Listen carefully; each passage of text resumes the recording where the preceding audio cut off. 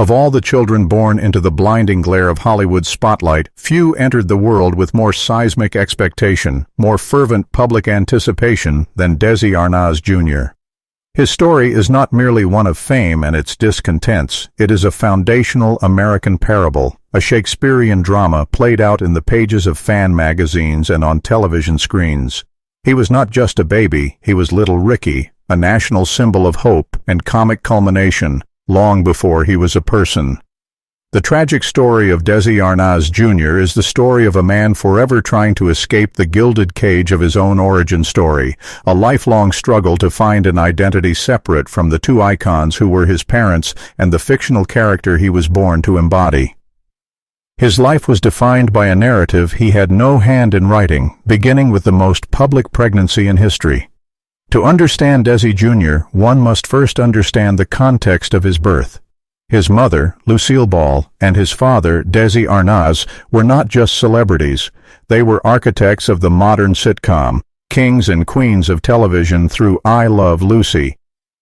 The show's writers wrote Lucy's real-life pregnancy into the script, a groundbreaking and risky move for 1950s television. The nation held its breath alongside Ricky Ricardo. On January 19, 1953, Lucille Ball gave birth to Desiderio Alberto Arnaz IV. In a perfect, prescient moment of life-imitating art, the cover of that week's TV Guide featured a drawing of the Ricardo family with the headline, "A Boy for Lucy." He was, from his first breath, public property. The pressure of this inheritance was immense and immediate. His sister Lucy, born 2 years earlier, experienced a similar fate. But for Desi Jr., the connection was more literal, more profound. He was Little Ricky. When the show needed a toddler to play the part, it was Desi Jr. himself, with his charm, cherubic face and dark curls, who appeared on screen, cementing the fusion of actor and character in the public's mind forever. He wasn't just the son of stars, he was the living, breathing payoff to one of television's most beloved storylines. On the surface, life at the Arnaz home in Beverly Hills was the picture of Hollywood royalty. There were sprawling estates, custom-built playhouses, and Christmases that were the stuff of legend. But beneath the glittering surface, the foundation was cracking. The marriage of Lucille Ball and Desi Arnaz, the passionate, fiery partnership that had created an empire, was disintegrating under the weight of Desi's infidelity, alcoholism, and the immense pressure of their professional lives.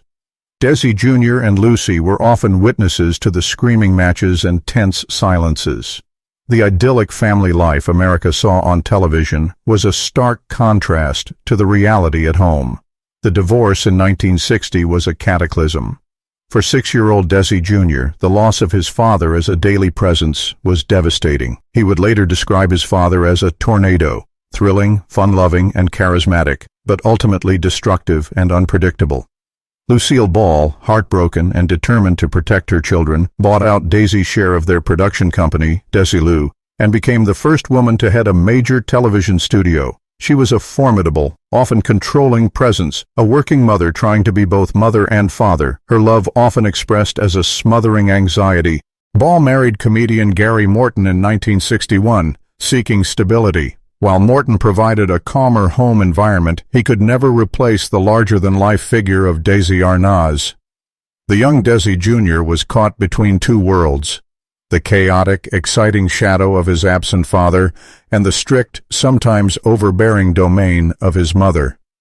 He began to act out, a quiet rebellion against the pressures he couldn't yet articulate. He was a poor student, restless and unfocused, already seeking an escape from the constant scrutiny. The legacy of Desilu was both his inheritance and his burden. The very studio lot where he played was a monument to his parents' genius. He was constantly reminded of who he was expected to be. As a teenager, the search for his own identity led him to music. In the mid-1960s, he and his sister Lucy formed a folk rock band called The Children. It was a typical teen pursuit, but for Desi Jr. it was a lifeline, a way to be part of something that was his own, not his parents'. The band found modest success, even landing a record deal. For a fleeting moment, Desi Arnaz Jr. was an artist in his own right, But the media and the public could never see past his lineage. He wasn't just a musician, he was Lucille Ball's son, making music. The comparisons were constant, the expectations immense. Could he ever hope to achieve a fraction of what his parents had? This question would haunt him for decades. In 1962, when Desi Jr. was just 9, his beloved maternal grandmother, Desi Ball, who had been a stable and loving force in his life, passed away. It was his first profound encounter with death, a loss that left a deep scar. But a far more horrific and public tragedy was waiting in the wings, one that would irrevocably shatter any remaining innocence and bind his name to a national nightmare. On August 9, 1969, the world was stunned by the brutal murders of actress Sharon Tate and 4 others at the hands of the Manson family. The crime sent shockwaves through Hollywood and beyond. In the chaotic aftermath, a rumor began to circulate with terrifying speed. Desi Arnaz Jr. was somehow involved. The source of the rumor was grotesque. It was alleged that Charles Manson had visited the Arnaz home months earlier, looking for a music producer who had once lived there. Manson, a would-be musician, had supposedly met the teenage Desi Jr. briefly. This tenuous, horrifying connection was all it took for the rumor mill to churn. The press descended on the Arnaz family with a voraciousness that bordered on cruelty. 16-year-old Desi Jr. was interrogated by the police and hounded by reporters. Lucille Ball, terrified for her son, gave a tearful press conference, her famous voice cracking with maternal fury and fear, pleading with the public to see her son as a victim of circumstance, not a suspect. The ordeal was a trauma from which he would never fully recover. He was innocent, yet his name was forever linked to one of the most infamous crimes of the 20th century. It was a cruel twist of fate that cemented his public persona as not just the heir to a comic legacy, but a figure touched by darkness. In the early 1970s, Desi Jr. turned to acting, the family business he had once seemed determined to avoid. He landed a leading role in the television series Here We Go Again, and appeared in films like Billy Two Hats and Joyride. He was a competent, handsome leading man, but critics were often dismissive, comparing his more subdued style unfavorably to his father's fiery Latin charm, or his mother's unparalleled comedic genius. The shadow was inescapable. It was during this period that he found what seemed like a chance at a stable, happy life. He began a relationship with actress Patty Duke, who, like him, was a former child star navigating the treacherous waters of adult fame. They understood each other's struggles in a way few others could. In 1970, Duke became pregnant. They married, and on February 5, 1971, their son, Desi Arnaz III, was born. For a time, it appeared Desi Jr. had found his path. He was a husband, a father, and a working actor. He seemed determined to create the stable, normal family life he had never known. But the patterns of the past are hard to break. The marriage to Patty Duke was turbulent, strained by the pressures of fame and their own personal demons, including Duke's then undiagnosed bipolar disorder. They divorced in 1974 after just 3 years. The failure of his marriage was a profound personal defeat. He had tried to build a fortress against his legacy and had watched it crumble. The 1970s and 80s saw Desi Arnaz Jr.'s career continue, but his personal life began a slow, public unraveling. He had a long-term, high-profile relationship with actress Liza Minnelli, another child of Hollywood royalty, Judy Garland and Vincente Minnelli. The press dubbed them the twins, a pairing that seemed fated by their shared burdens.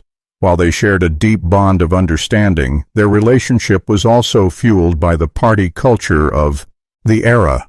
The specter of addiction, the very demon that had plagued his father, began to tighten its grip on Desi Jr. He struggled with alcohol and cocaine, his substance abuse a desperate attempt to numb the pain of his fractured identity, the trauma of the Manson rumors, and the grief of his failed relationships.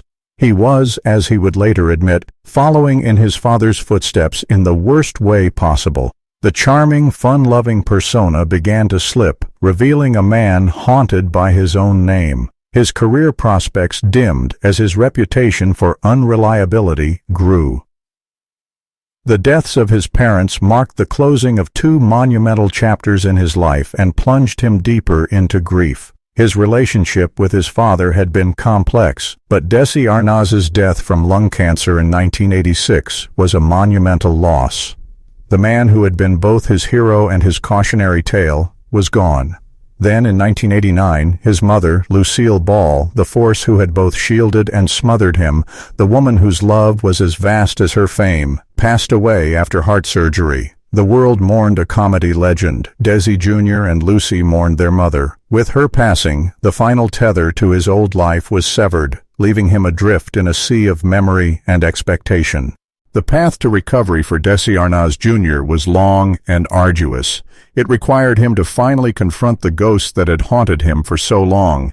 He entered rehab, committed to breaking the cycle of addiction that had destroyed his father.